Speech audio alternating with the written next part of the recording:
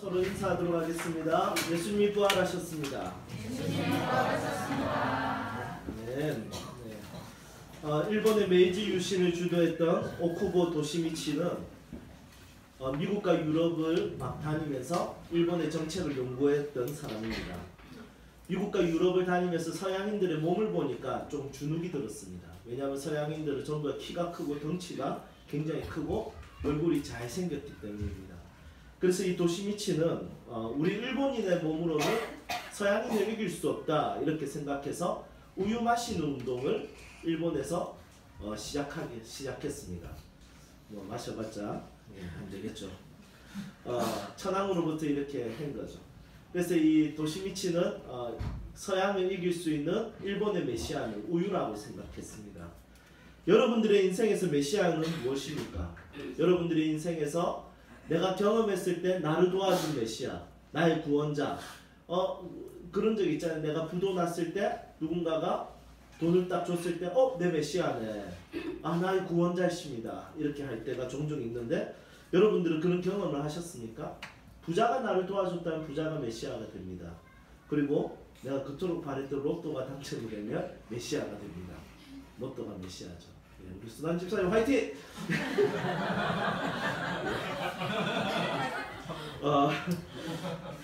죄송합니다. 자, 목사의 양심으로 로또 당첨되게 해달라고 기도는 잘 안 되더라고요.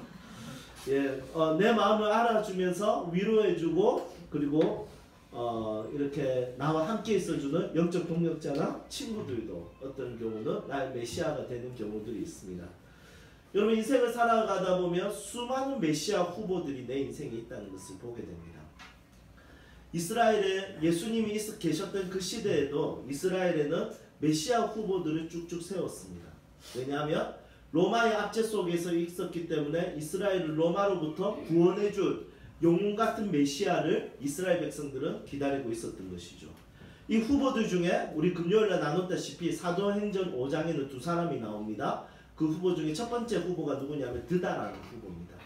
이 드다는 자신이 위대하다고 말하고 400명의 추종자들을 모았습니다. 대단한 사람이죠. 나를 따르라 같이 죽자 하면 400명이 같이 죽을 수 있는 그런 사람들을 모았다는 것입니다. 그리고 두 번째는 갈릴리의 유다라는 사람인데 이 사람은 사도행전 5장에 기록되어 있는데 요세푸스 역사가의 자료집에 따르면 이 사람이 이스라엘의 열심당 독립운동가를 모았던 사람, 결성했던 사람 중에 한 사람입니다. 그리고 로마가 세금을 너무 많이 걷으니까 2000명의 추종자들을 모아서 로마에게 반항을 했습니다. 그리고 2000명 전부 다 십자가에 못 박혀 죽습니다. 어디에 못 박히냐면 갈릴리에 못 박히는데 이스라엘 백성들의 본보기로 보여주기 위해서 그 갈릴리에 십자가를 내리지 않고 그대로 걸어 놓았습니다. 예수님 이게 AD 6년 정도 되는데 예수님 어렸을 때 십자가에서 못 박아 죽는 그 2000명의 그 유다의 집단을 보면서 자랐던 것이죠. 이뿐만 아니라 요세푸스 역사가에 기록되어 있는 요세푸스 역사가의 20권째 그러니까 20권째에 기록되어 있는 드다라는 사람이 한 사람 더 나옵니다. 이 사람은 AD 44년에 스스로를 메시아라고 생각하고 자기 스스로를 이렇게 불렀습니다. 드다 그리스도. 그래서 이 사람은 결국에 로마에 잡혀가지고 예루살렘에서 군중들이 보는 앞에서 참수를 당하게 됩니다. 이렇게 메시아 후보들이 이 세 사람뿐만 아니라 헤롯 대왕이 죽고 난 뒤부터 이 메시아 사건, 메시아를 추종하고 반항하고 폭동을 일으켰던 로마에게 그 소요가 있었던 사건이 몇 번 있었냐면 1만 번 정도 있었답니다. 그러니까 이 사람이 메시아다 싶으면 쭉 추종하는 것, 이 사람이 메시아다 싶으면 쭉 추종하는 것, 그러다 다 같이 십자가에서 죽고 다 같이 참수당하고 이런 일들이 이스라엘에는 굉장히 많이 있었던 사건이었다는 것입니다. 이 중에 예수님이 십자가에서 매달려 죽은 사람들 중에 한 사람입니다. 예수님만이 그 당시 십자가에서 죽으신 것이 아니라 수천 명 중에 십자가에서 죽은 수많은 폭동, 메시아라고 이야기했던 수많은 사람들 중에 그 한 사람이 예수라는 분이셨습니다. 하지만 모든 사람들이 십자가에서 죽었지만은 죽음에서 메시아라는 증거를 보여준 사람은 아무도 없었습니다. 왜냐하면 죽었기 때문입니다. 참수당했기 때문입니다. 십자가에 못 박혀 죽었기 때문입니다. 그래서 추종한 세력들이 어떻게 되냐면 죽는 것을 보고 다 흩어졌습니다. 그런데 예수님이 죽었을 때, 죽고 난 뒤에는 추종자들이 흩어졌습니까? 흩어졌죠. 죽고 바로 흩어졌습니다. 숨어있고 흩어지고 이렇게 했는데 3일 후에 갑자기 추종자들이 다시 모이기 시작했습니다. 로마에 모이기 이스라엘 팔레스틴 지역에 모이기 시작했고, 이것이 사도행전에 넘어가면서 로마라든지 유럽이라든지 온 세계에 모이기 시작했습니다. 그리고 2000년이 지난 지금도 수많은 사람, 전 세계의 40%가 되는 그리스도인들이, 나는 그리스도인이라고 말하면서 그리스도를 추종하는 세력들이 여전히 2000년이 지난 지금도 있다는 것입니다. 여러분, 모든 사람이 십자가에서 메시아라고 이야기했던 사람이 죽었을 때 다 흩어졌지만 죽어도 흩어지지 않는 유일한 분이 계십니다. 그분이 누구냐면 예수 그리스도입니다. 사형으로 죽었습니다. 고통스럽게 죽었습니다. 그 십자가는 재수 없는 사람들이 죽었다라고 말합니다. 여러분, 그렇지만 예수님을 추종하는 사역들은 여전히 2000년이 지난 지금도 수많은 사람들이 그분을 따르고 있습니다. 그 이유가 무엇일까요? 예수님은 자신이 메시아라는 것을 보여주셨습니다. 그 증거가 뭐냐면 부활입니다. 예수님이 이 땅에 오신 것은 역사적인 사건입니다. 그 이유는 육체로 오셨기 때문입니다. 만약에 영으로 오셨으면 이게 역사적인 사건으로 받아들이기가 어렵습니다. 그런데 예수님이 육체로 오셨기 때문에 역사적인 사건으로 받을 수 있습니다. 예수님께서 이 땅에서 수많은 사람들을 고치고 낫게 했습니다. 그리고 좋은 메시지를 가르쳐 주셨습니다. 그 증거가 무엇입니까? 육체로 만나셨고, 육체로 고쳐주셨고, 육체로 가르치셨기 때문입니다. 그래서 볼 수 있었고, 들을 수 있었고, 만질 수 있었습니다. 그뿐 아니었습니다. 예수님이 십자가에서 죽으신 사건도 그냥 죽으신 것이 아니라, 영으로 죽으신 것이 아니라, 정신으로 죽으신 것이 아니라, 예수님은 실제로 살이 온몸이 찢겨서 십자가 위에서 6시간 동안 못 박힌 상태에서 결국에는 과다출혈이 아니라 호흡곤란으로 돌아가신 것입니다. 여러분, 이것도 우리가 어떻게 알 수 있습니까? 역사적으로 예수님이 죽으셨다는 것은 그분이 육체로 죽으셨기 때문에 알 수 있습니다. 그뿐만 아니었습니다. 무덤에 안치까지 했습니다. 그뿐 아닙니다. 무덤에 안치한 다음에 2톤이 되는 돌을 막고 있었습니다. 그뿐 아니라 그 앞에 누가 지키고 있었냐면 로마 병정들이 지키고 있었습니다. 그 가운데 예수님이 살아나셨습니다. 여러분, 어떤 이야기를 하는지 아시겠습니까? 우리는 어떤 이데아적이고 정신적이고 형이사학적인 그런 예수를 믿는 것이 아니라 실제로 신이신 신의 아들이신 예수가 몸으로 이 땅에 오시고 몸으로 이 땅을 사시고 몸으로 가르치시고 몸으로 낫게 하시고 몸으로 죽으시고 더 놀라운 것은 몸으로 부활하셨기 때문입니다.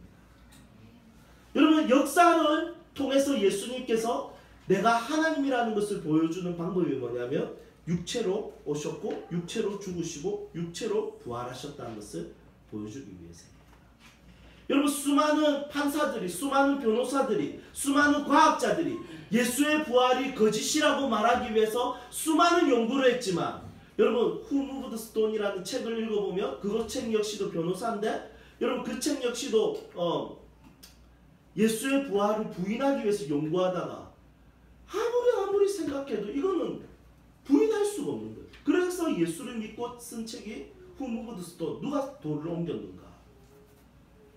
여러분, 그리고 배너라는 영화 아시죠? 이 배너 뜻 아시죠? 이 벤자가 히브리어로 아들이라는 뜻이고 이게 허시 집안의 아들 이런 뜻입니다.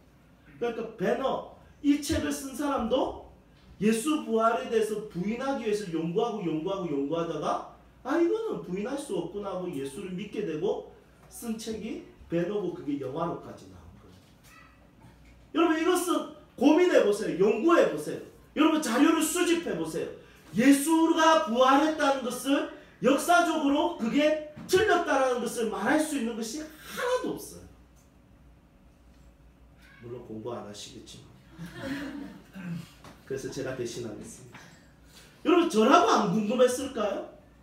저는 뭐 태어나면서부터 할렐루야 이러면서 태어났습니까? 저는 기독교 신앙과 전혀 상관없는 집안에서 태어났습니다. 처음 교회 갔을 때 예수가 부활했답니다. 죽은 자가 살아났다고. 야, 믿을 만한 이야기를 해야지. 그냥 차라리 기절했다가 살았다, 깼다, 여러분 이러면 아우 대단하시네, 그래 얻어맞고도 깨시다니, 여러분 이렇게 했을 때 죽은 자가 살았. 여러분 그래 이걸 가르치니까 제가 공부를 안 해봤겠습니까?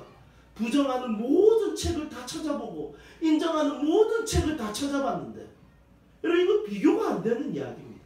왜냐하면 거짓말할 수 없는 게 역사적인 증거이기 때문입니다. 예수님은 자신이 메시아라는 것을 부활로 입증하셨습니다. 부활로 입증한 이유는 무엇이냐면 예수님의 십자가 사건은 예수님이 하나님의 아들이라는 것에 대한 증명입니다. 왜냐하면 십자가 사건을 보세요. 십자가 사건은 사랑이죠. 사랑한 거예요. 내가 너희들 사랑한다. 내가 십자가에서 매달려 죽겠다. 여러분 이런 이타적인 사랑은 누구나 할 수 있는, 죄송합니다. 누구나는 아닙니다. 조금 이타적인 성격을 가진 사람은 할 수 있어요. 그렇지만 예수님은 십자가의 사랑만 보여주신 것이 아니라 무엇이 필요하냐면 우리에게 능력을 보여주신 거예요. 여러분 사랑만으로 우리의 인생을 책임질 수 없어요. 사랑만으로 죽음을 책임질 수 없어요. 사랑만으로 우리의 인생의 절망과 아픔과 고통을 책임질 수 없어요. 우리가 믿는 신 정도 되려면 능력이 있어야 되는 거예요. 그런데 그냥 일반적인 능력으로 안 되는 거예요. 왜냐하면 인간의 근본적인 문제는 뭐냐면 죽음이기 때문이에요. 그래서 이 죽음을 해결할 수 있는 하나님이 되어야지 우리가 믿을 만한 분이신 거예요. 그래서 예수님은 그냥 사랑만 보이신 것으로 끝이 아니라 십자가에서는 사랑을 보이셨고 그리고 부활로는 능력을 보이신 분이 우리 예수님이라는 것입니다. 이타적인 사랑은 우리 종종 많이 보죠. TV에서 봐도 할머니가 폐지를 모은 돈을 가지고 기부하는 일 종종 봅니다. 그런 사랑을 보인다고 해서 그 할머니가 어떤 가난한 사람의 학비는 해결해 줄 수 있을지 몰라도 우리 인생의 메시아로 인정할 수 없습니다. 그 사람을 우리의 인생에 진짜 죄사함과 죽음과 고통과 아픔과 가난과 절망을 그 할머니가 우리의 인생을 해결해 줄 수 있다라고 여길 수 없습니다. 왜냐하면 이타적인 사랑만으로는 구원자가 될 수 없기 때문입니다. 메시아는 우리에게 사랑과 함께 꼭 보여줘야 될 것이 있는데 그것이 뭐냐면 오늘 말씀에 기록되어 있습니다. 로마서는 바울이 로마에 있는 교회들에게 쓴 편지죠. 1절에서는 자신을 소개합니다. 2절에서는 복음과 성경에 대해서 말씀하고 3절에서는 복음과 성육신에 대해서 이야기합니다. 그리고 4절부터 복음의 핵심에 대해서 이야기하는데 4절 우리 같이 한번 읽어보도록 하겠습니다. 함께 읽겠습니다. 시작.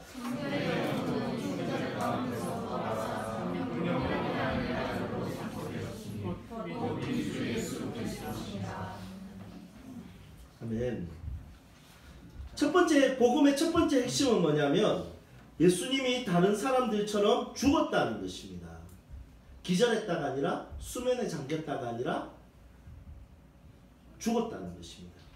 그래서 죽은 자들 이렇게 이야기하고 있습니다. 하지만 복음의 핵심 두 번째가 뭐냐면 죽은 자들 사이, 죽은 자들 가운데서 예수님이 계속 계셨던 것이 아니라 이타적인 사랑을 보여주고 멋진 인생을 산 한 청년의 인생을 보여주신 것이 아니라 복음의 핵심 두 번째가 뭐냐면 죽은 자들 가운데서 부활하사 능력을 보여주셨다는 것입니다. 첫 번째 핵심은 십자가로서 사랑을 보여주셨고 두 번째 복음의 핵심은 부활하신 예수님의 능력입니다. 예수님이 우리와 다르다는 것을 보여주시는 거죠. 예수님은 이타적인 사랑으로 인성만을 가지고 되는 것이 인성만을 가지고 우리의 인생을 책임질 수 없기 때문에 신적인 능력을 보여주신 것입니다. 그 신적인 능력이 뭐냐면 죽음을 이긴 사건입니다. 사망을 이긴 사건입니다.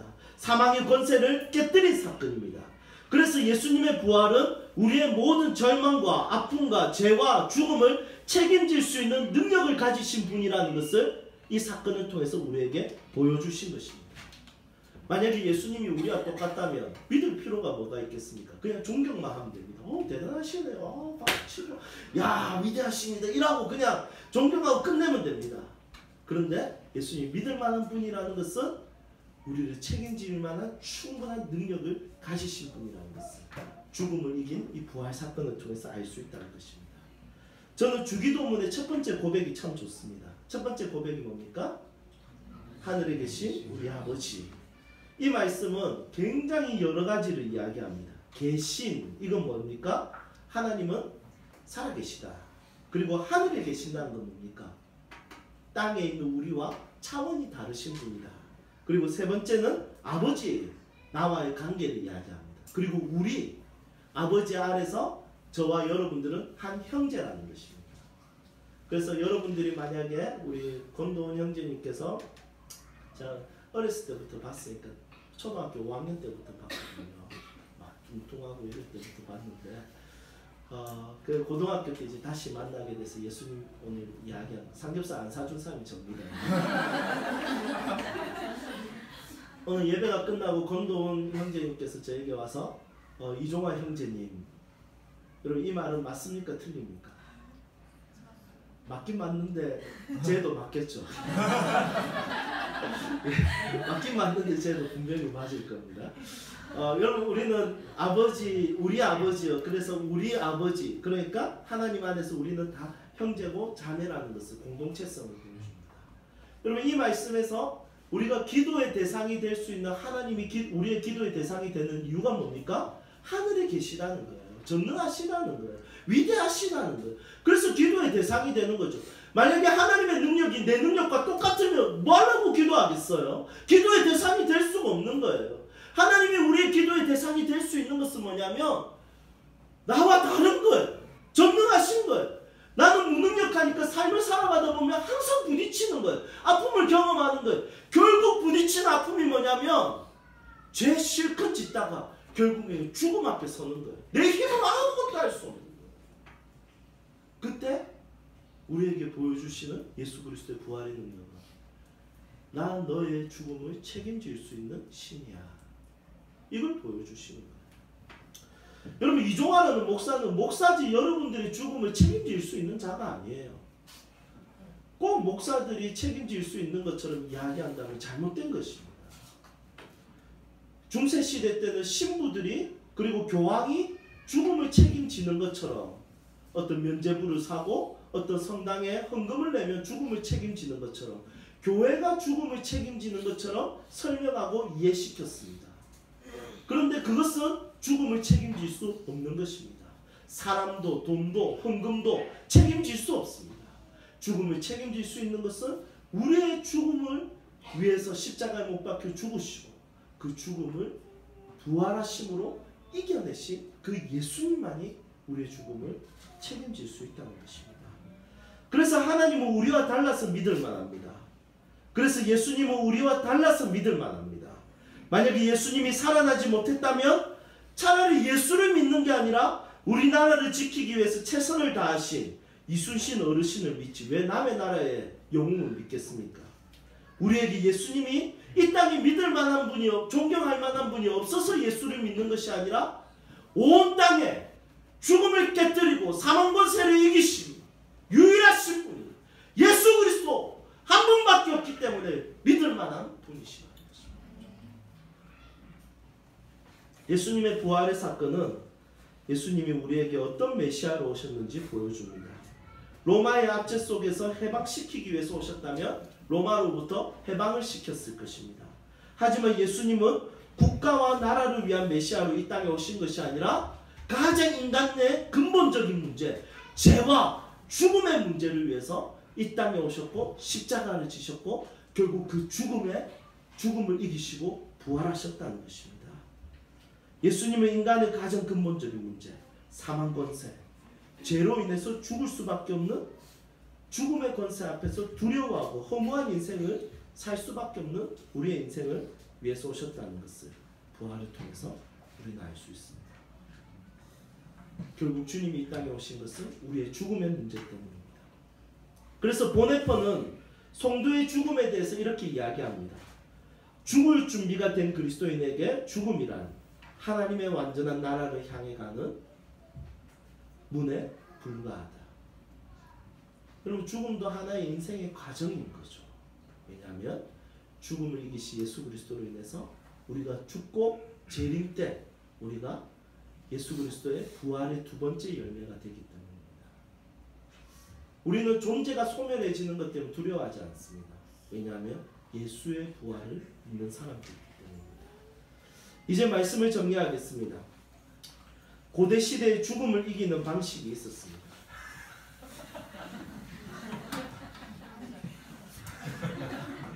아들은 못 이기겠네요. 고대의 죽음을 이기는 방식이 있었습니다. 그게 뭐냐면 죽음이라는 것이 그렇잖아요. 이 땅에서 내 존재가 사라지는 것이잖아요. 그래서 두려워하는 게 당연한 거예요. 그래서 고대인들이 죽음을 이기고 정복하는 방법을 이렇게 설정을 했습니다. 그게 뭐냐면 예수님의 부활 사건은 이 죽음을 이기는 방법이 뭐였냐면 예수님의 부활 사건에 대해서 아직까지 모르는 그 고대 시대의 죽음을 이기는 방법은 바로 이것이었습니다. 큰 업적을 남겨서 사람들에게 이름을 기억하게 하는 거예요. 그러면 자기 존재가 여전히 이 땅에 남는 거예요. 이걸로 죽음을 이기려고 애를 쓴 거예요. 그래서 큰 업적을 남기기 위해서 수많은 연구와 수많은 철학과 수많은 전쟁을 일으킨 거예요. 왜냐하면 죽음을 이기는, 죽음을 정복하는 방법이었기 때문입니다. 이것은 죽음을 정복한 것 같지만 정복하지 못한 것이죠. 예수님의 부활 사건은 우리에게 무엇을 보여줍니까?